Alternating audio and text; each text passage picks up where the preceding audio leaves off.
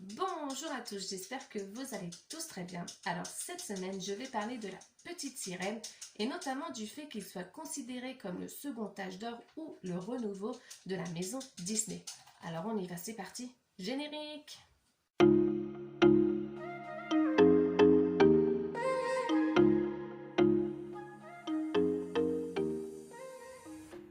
Alors, la maison Disney a connu énormément de succès, mais également des traversées du désert, notamment une très longue traversée du désert entre les années 70 à 89. Et du coup, 18 ans après cette traversée du désert, la maison Disney décide enfin de se donner un bon coup de fouet et tout simplement d'engager une nouvelle génération d'artistes, mais également de revenir à ses bases fondamentales qui sont les princesses. Du coup, il décide de ressortir un très vieux classique qui était dans les tiroirs de Walt Disney, La Petite Sirène. Donc La Petite Sirène sort en 89 aux États-Unis et conquit directement le public ainsi que la critique et sera même récompensé par 2 Oscars, ce qui n'était pas arrivé depuis L'Apprentie sorcière.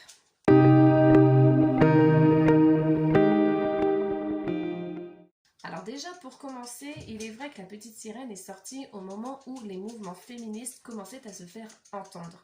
Il est vrai aussi qu'Ariel est une fille de son époque, c'est-à-dire une fille qui s'affirme et qui n'a pas peur de l'opinion des autres. Ensuite, c'est vrai que depuis 18 ans, les films d'animation Disney étaient tous pratiquement basés sur des animaux. Et donc du coup, je pense que les gens ont pu se lasser de voir tous ces animaux. Et du coup, c'est vrai que de revenir à des humains, bah ça fait du bien quand même. Il y a l'humour aussi qui fait son grand retour dans La Petite Sirène, parce que c'est vrai que ses prédécesseurs, mis à part Robin des Bois, étaient nettement moins drôles que peut l'être La Petite Sirène, notamment avec les personnages de Polochon et Sébastien, qui sont juste des personnages qui nous font mourir de rire, quoi.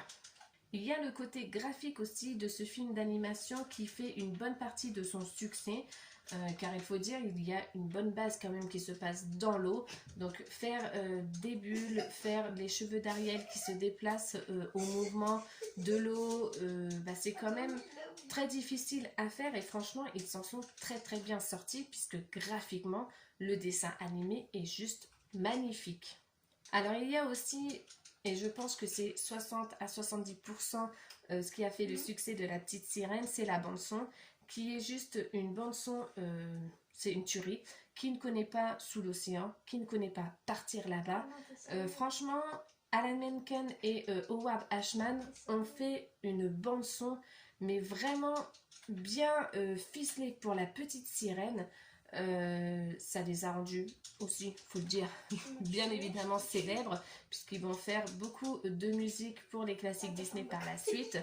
Et faut quand même le souligner que les 2 Oscars qu'ils ont eus pour La Petite Sirène, le premier est pour la chanson Sous l'océan et le second est pour la bande son de tout le film d'animation en fait. Donc je pense que la musique a fait vraiment aussi que La Petite Sirène a eu un succès colossal. Donc voilà, je pense que c'est à peu près pour toutes ces raisons que La Petite Sirène a redoré un peu le blason de la maison Disney dans les années 90. Donc du coup, si vous avez aimé cette vidéo, n'hésitez pas à mettre des petits pouces en l'air. N'hésitez pas également à vous abonner et à partager. Dites-moi en commentaire, vous, ce que vous pensez du film d'animation de La Petite Sirène. Ça m'intéresserait beaucoup de savoir. Et en attendant la prochaine vidéo, je vous fais des gros bisous et je vous dis bye bye!